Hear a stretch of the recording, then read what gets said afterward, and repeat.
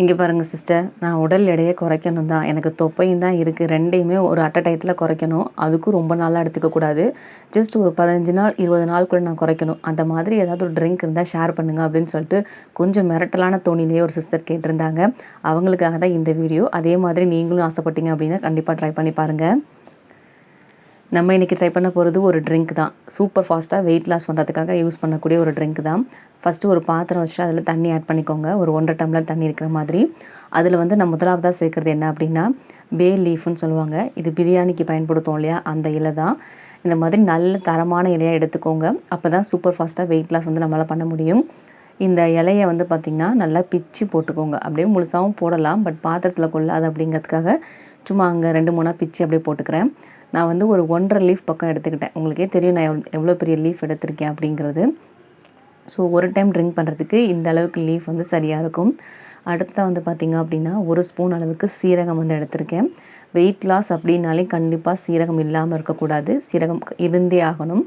அதுக்கப்புறமா flax seed எடுத்திருக்கேன். Flax seed வந்து பார்த்திங்கன்னா நல்ல ஒரு ஸ்பூனில் ஃபுல் ஸ்பூன் அளவுக்கு சேர்த்துக்கோங்க.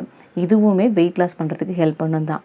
அடுத்ததாக வந்து பார்த்திங்க அப்படின்னா, பட்டை எடுத்திருக்கேன். பட்டையில் சுருள் பட்டை இருக்கும் பார்த்திங்களா, அது எடுத்துக்கோங்க. வெயிட் லாஸ்க்குன்னு யூஸ் பண்ணக்கூடிய பட்டை தான் யூஸ் பண்ணணும். நார்மல் பட்டை யூஸ் பண்ணாதீங்க. அந்த பட்டையை இந்த மாதிரி 2 3 உடச்சி சேர்த்துக்கோங்க. இப்போ நான் சேர்த்த பொருட்கள் என்னென்ன அப்படிங்கிறத நீங்கள் பார்த்துருப்பீங்க. இத்தனை பொருட்களை வச்சு ரொம்ப ஃபாஸ்ட்டாக எப்படி நம்ம உடல் எடையை குறைக்கலாம் அப்படிங்கிறத இந்த வீடியோவில் பார்த்துட்ருக்கோம். இது ஒரு ட்ரிங்க்குன்னு நான் சொல்லிட்டேன். இந்த ட்ரிங்க்கை எப்பப்போ குடிக்கணும், ஒரு டைம் ரெடி பண்ணிவிட்டு திரும்ப அதை யூஸ் பண்ணலாமா அப்படின்னு சொல்லிட்டு பலப்பட்ட சந்தேகங்கள் இருக்கும். அது எல்லாத்தையும் நான் வீடியோவில் கவர் பண்ணியிருக்கேன். ஸோ வீடியோ ஃபுல்லாக பாருங்கள். சேர்க்க வேண்டிய பொருட்கள் எல்லாமே சேர்த்தாச்சு. இப்போ தண்ணியை வந்து பார்த்திங்கன்னா நம்ம கொதிக்க வைக்கணும். நம்ம வந்து ஒரு 1.5 டம்ளர் தண்ணி சேர்த்துருந்தோம் இல்லையா, அது ஒரு 3/4 டம்ளர் தண்ணியாக வர வரைக்கும் நல்லா கொதிக்க வைக்கணுங்க.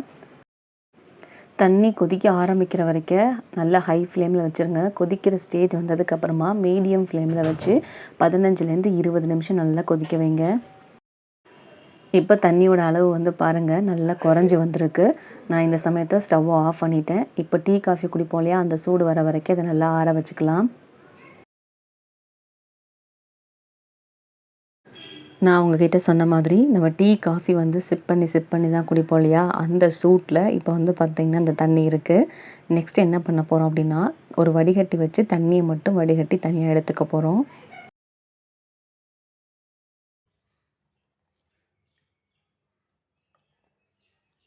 நான் உங்ககிட்ட சொல்லியிருந்தேன் இல்லையா, நமக்கு 3/4 டம்ளர் தண்ணியாக கிடைக்கணும் அப்படின்னு சொல்லிட்டு. இப்போ பாருங்கள், கிளாஸில் அளவு பார்த்திங்கன்னா தெரியும். நல்ல ஒரு 3/4 டம்ளர் அளவுக்கு தண்ணி நமக்கு கிடச்சிருக்கு.